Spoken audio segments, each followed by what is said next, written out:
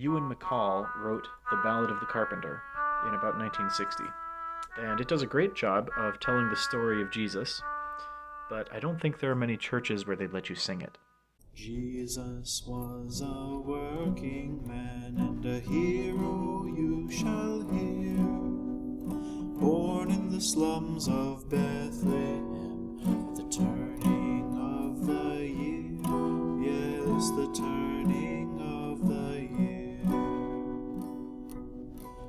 When Jesus was a little lad, the streets rang with his name, for he argued with the older men, and he put them all to shame. Yes, he put them all to shame.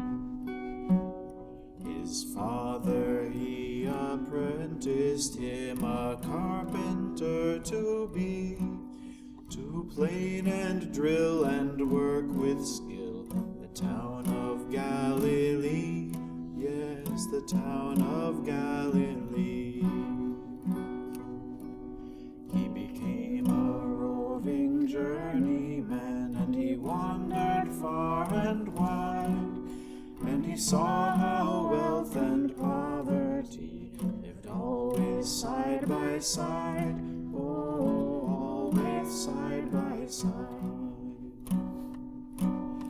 He said, "Come all you working men, you farmers and weavers too, if you will only organize, the world belongs to you, yes, the world belongs to you." So the fishermen sent two delegates, and the farmers and weavers too, and they formed a working committee of 12 to see the struggle through, yes, to see the struggle through. When the rich men heard what the carpenter had done, to the Roman troops they ran, saying, "Put this rebel Jesus down, he's a menace to God and man, oh, a menace to God and man."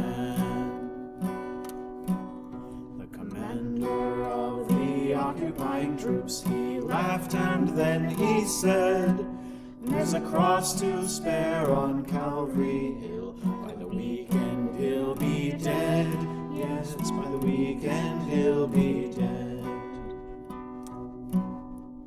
Jesus walked among the poor, for the poor were his own kind, and they never let the cops get close enough to take him from behind, oh, to take him from behind. So they hired a man of the traitor's trade, and a stool pigeon was he, and he sold his brother to the butcher's men for a fistful of silver money, a fistful of money.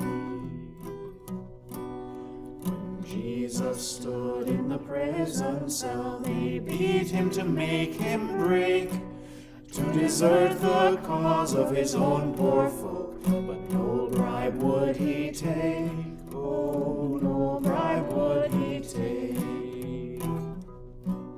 The sweat stood out upon his brow, and the blood was in his eye, and they nailed his body to the Roman cross. They laughed as they watched him die.